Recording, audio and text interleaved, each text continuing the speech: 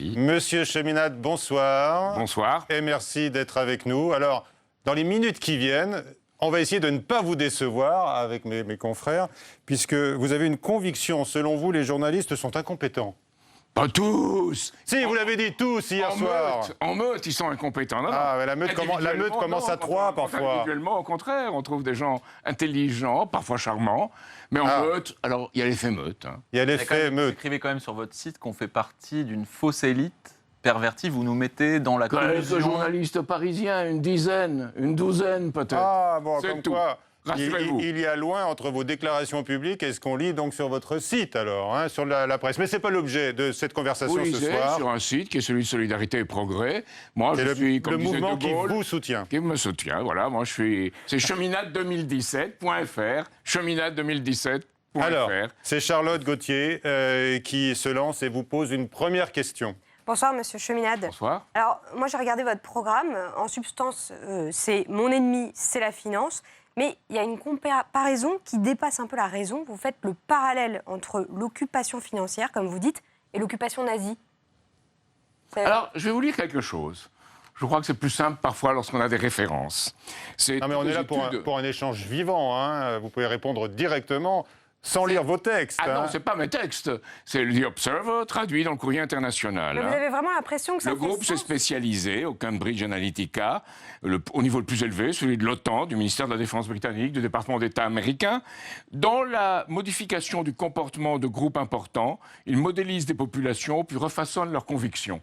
Ça, c'est, je dirais, une sorte de féodalisme aux couleurs nouvelles du XXIe siècle, où on utilise le numérique, d'une part, pour faire ou convaincre les gens de penser d'une certaine façon. C'est la servitude volontaire de la Boétie avec les armes du XXIe siècle. Oui, mais là... on parle de l'occupation nazie et quand vous dites l'occupation financière. Une occupation. On a eu une occupation... bon, allez, ce mot est gommé. Dans les années 40, le mot est gommé. Une autre forme d'occupation. Bon, d'accord. Alors, ce mot est gommé comme l'incompétence pour les journalistes. Non, alors, je gomme pas. Ah non, je gomme pas. Quoi, l'occupation nazie ? C'est une l'occupation des esprits. Nazi ? Non, une occupation des esprits. Ah, donc le mot nazi est gommé. Non, nazi, j'ai jamais dit. J'ai jamais dit occupation nazie. J'ai dit occupation. Occupation financière et culturelle. Alors là aussi, une culture qui est une culture de l'instant, du choc, de l'instantané, où on ne laisse pas beaucoup de place à la pensée. Juste pour expliquer un peu comment vous vous positionnez, monsieur Cheminade, parce que les gens ne vous connaissent pas très bien, sauf votre respect, vous êtes quelqu'un qui plaide pour la relance économique, vous voulez faire des grands emprunts pour relancer l'économie, vous êtes une forme de keynésien, on peut dire, un héritier lointain du keynésianisme. Non, de Polanyi, pas de Keynes. On va dire, dans cette logique-là de relance économique, vous êtes quand même dans cette école de pensée.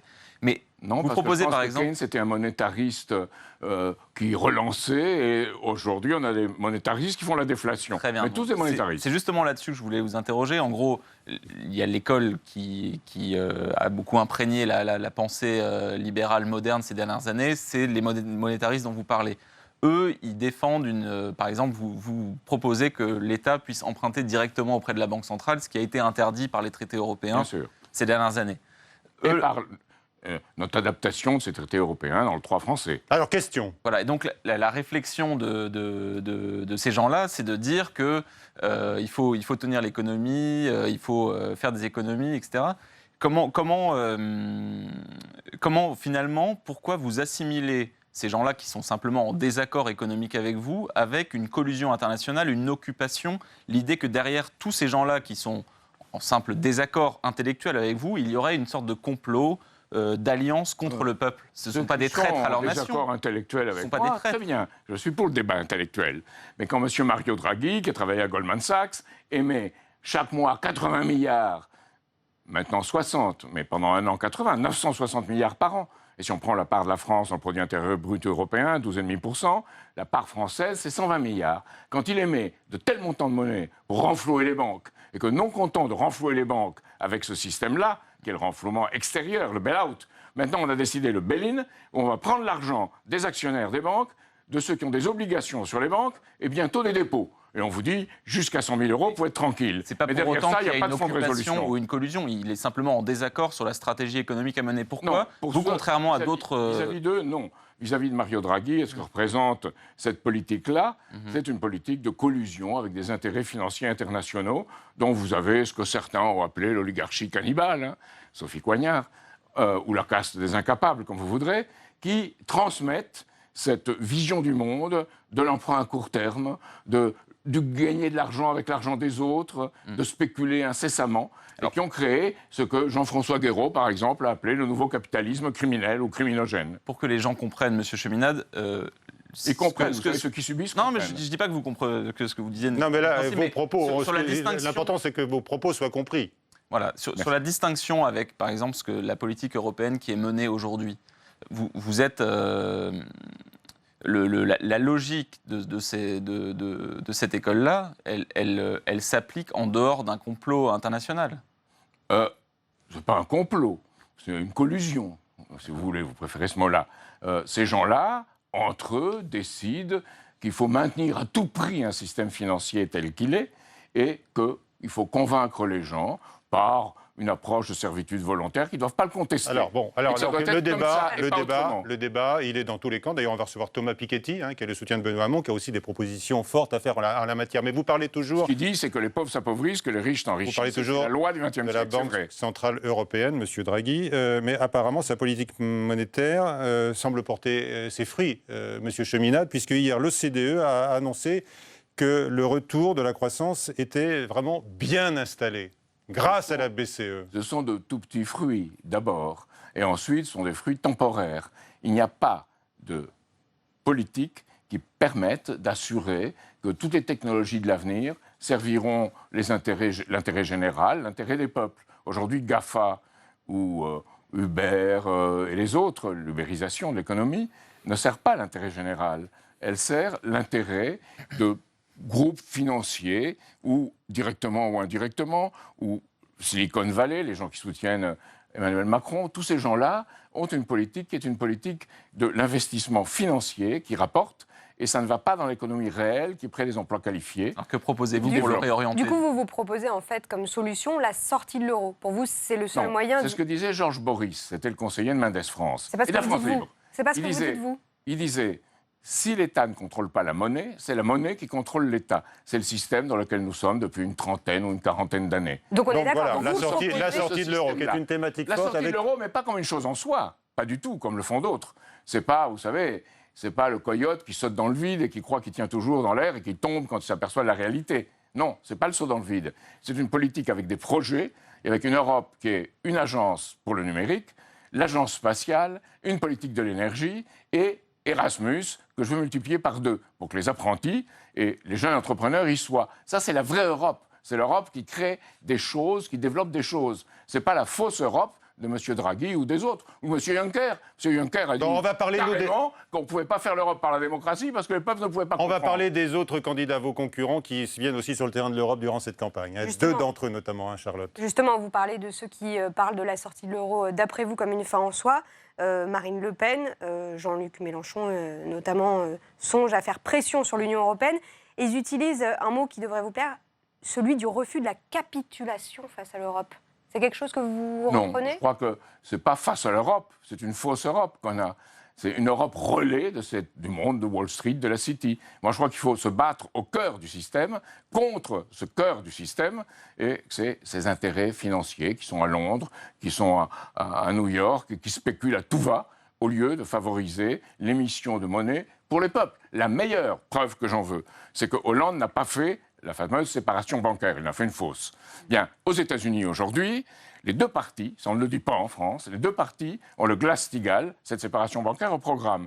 Et même Trump a déclaré qu'il le ferait, dans un discours à Charlotte.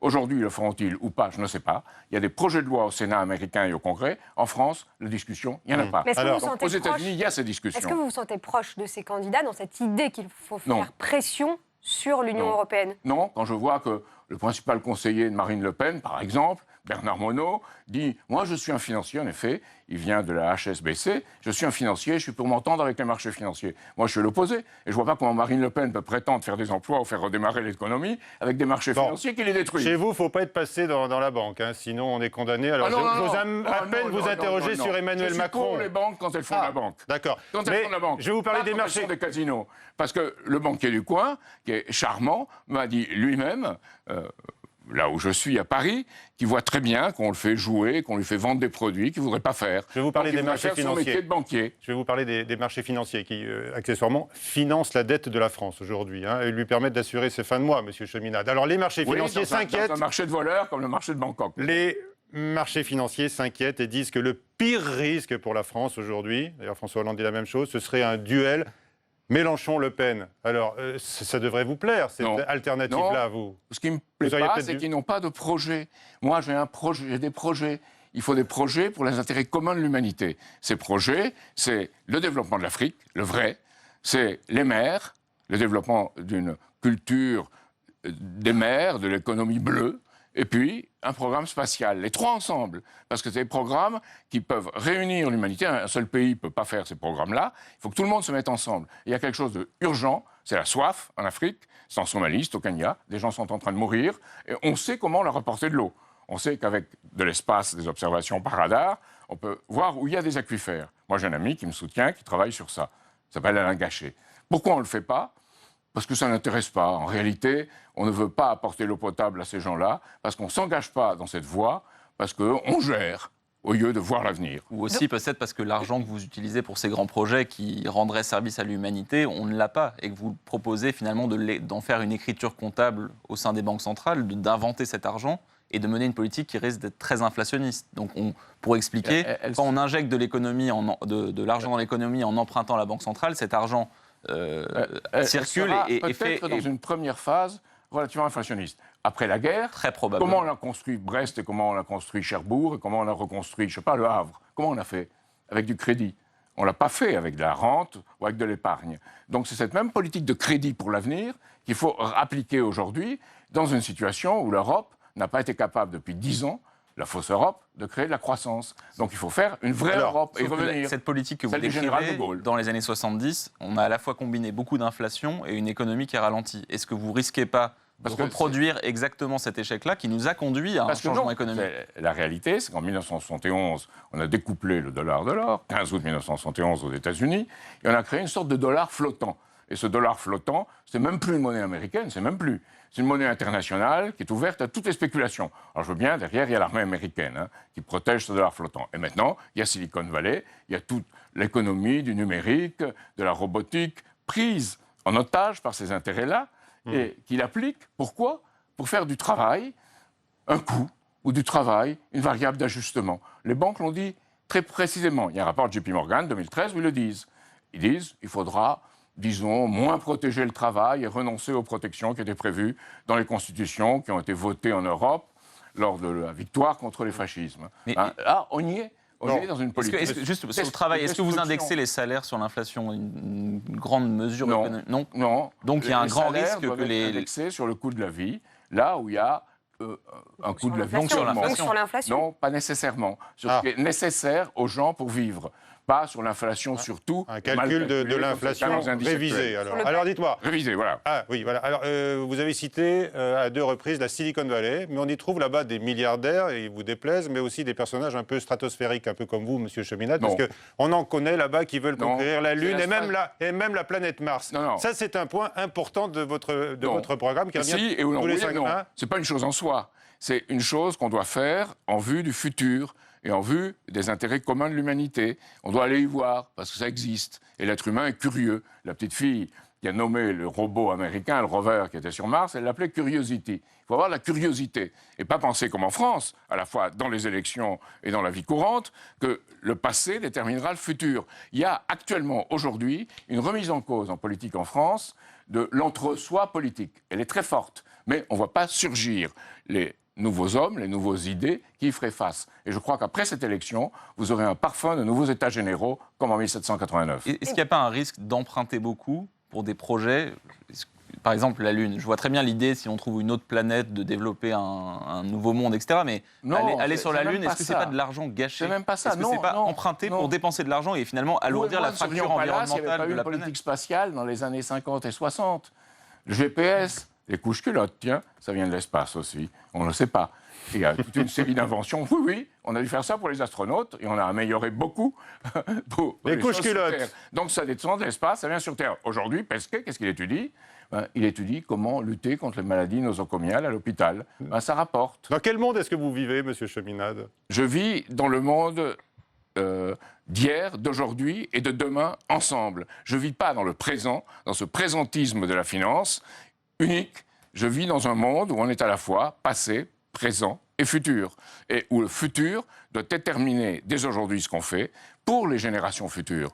Aujourd'hui, c'est développer toute cette théorie de l'immédiat. Moi, j'appelle ça pas la société de consommation, hein. J'appelle ça la société de consommation. On consomme les valeurs au lieu de développer. Et on l'a vu en France, avec toute la politique qui est suivie depuis, disons, 20 à 30 ans, qui a été une politique où on a sacrifié l'industrie, on a sacrifié l'agriculture, et on a fait une politique qui est une politique du tourisme, des revenus financiers, des revenus commerciaux, et on a fait le moins de production possible dans les secteurs physiques. Allez, on va revenir sur va les enjeux de votre campagne. Exactement contre le mur, Charlotte. et c'est cela que je combats.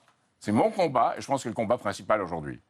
Monsieur Cheminade, on comprend que vous êtes là par conviction, mais on a quand même envie de vous demander, c'est la 3e fois que vous vous présentez. Les 2 premières fois, vous avez recueilli 0,25% et 0,28% des suffrages. Là, les sondages vous créditent de 0% d'intention de vote. Les sondages sont les sondages. Très bien, mais les précédents scores, ça représentait pour 84 000 et quelques voix. Qu'est-ce qui vous motive? Les idées et ce que n'ont pas fait les autres. Quand j'ai vu 4 fois Emmanuel Macron à l'Élysée et qu'il n'a pas fait sa réforme bancaire, j'ai compris que la présidence de François Hollande allait se passer pas bien du tout, ce qui s'est passé. Puisque Pourtant, vous avez voté pour lui. Hein. Oui, bien sûr, j'ai voté pour lui. Parce que je pensais qu'il fallait se débarrasser de ce que représentait Sarkozy. Et que Hollande, peut-être, ferait sa réforme bancaire après le discours du Bourget. Il a trahi le discours du Bourget, il s'est détruit, ou il a détruit sa présidence. Et Emmanuel Macron, lui, n'a pas eu le courage d'imposer ou de partir cette réforme financière à laquelle il croyait. Justement. Et maintenant, Il a fini par partir, hein. Peut-être pas sur cette réforme-là, mais enfin bon, il est parti. après, disons, devenir, le darling, le chéri des banques et des Mais secteurs dites-moi, financiers. comment est-ce que Dites-moi, vous avez pu voilà. obtenir 4 rendez-vous avec Emmanuel Macron? Vous parlez de Parce collusion. qu'Emmanuel Macron est un homme sympathique, intelligent et qui comprend les idées. Alors, depuis, il a vendu son âme au monde de la finance. Je le déplore. Je pense qu'un jour, peut-être, il se rattrapera. Mais pour arriver en politique, il a décidé de Et suivre vous certains pourrez voies qui arriver sont pas les mêmes. dans son bureau comme ça, enfin je sais pas, vous avez fait valoir votre titre d'ancien candidat à la présidentielle. Il a lu ce que j'écrivais. Il a lu? Il a eu la faiblesse de lire et d'être très intéressé par cette séparation bancaire. Et la première fois où je l'ai vu, on a parlé, il m'a dit revenez me voir tous les mois, il ne pourra pas le nier aujourd'hui, une fois par mois, pour qu'on parle. C'est un homme très intelligent et très ouvert. Suffisamment intelligent pour que vous votiez pour lui au Non. second tour? Non, parce qu'il a S'il était trahi là la mission qu'il avait, ou qu'il aurait dû se donner. Et je vais donner le texte de Jean Zay, quand Jean Zay était en prison, dans lequel il disait en France, on peut tout attaquer, on peut se moquer de tout, sauf d'une chose, l'hétérodoxie budgétaire, l'inspection des finances qu'il applique et les banques qui le soutiennent. Je vais montrer ce texte, il a dit je suis d'accord, mais il n'a pas tiré les conséquences, hélas. Ah, mais quand même, vous ne l'êtes pas tellement reconnaissant, c'est un peu l'ingratitude. Il vous a consulté, même s'il a pu aller pas pu aller jusqu'au bout de vos projets. À la fin, je lui ai dit, on m'avait dit d'écrire une note, je l'ai envoyée, le président Hollande m'a répondu en disant que c'était une façon intéressante de développer mes thèses, et puis ils ont fait le contraire. Alors je ne vois pas pourquoi je serais reconnaissant à des gens qui ont fait le contraire de ce que je disais. Alors en tous les cas, votre dernier livre, c'est La France avec les yeux du futur. Vous avez fait une petite dédicace pour Emmanuel Macron, qui est un de vos lecteurs. Vous nous l'apprenez ce soir. Non, là, je pense qu'aujourd'hui, il n'a pas le temps. Ah. Il fait autre chose. Il n'aura pas le temps de me lire. Et en tout cas, je ne sais pas quelle c'est son attitude après ce que j'en dis aujourd'hui. Vous ne voteriez pas pour lui, choisir. même au second tour, face à Marine Le Pen? Pour l'instant, non. Peut-être il peut changer certaines choses. Ah. Et il peut avoir une attitude différente. En fonction pense que- d'un éventuel 5e rendez-vous que vous auriez avec lui. alors. Non, Ah, je ne cherche pas de rendez-vous. Bon. Au départ, j'avais dit j'ai voté Hollande, je veux dire mon fait sur la question de la réforme bancaire, qui me semblait essentielle. Merci, Jacques Cheminade.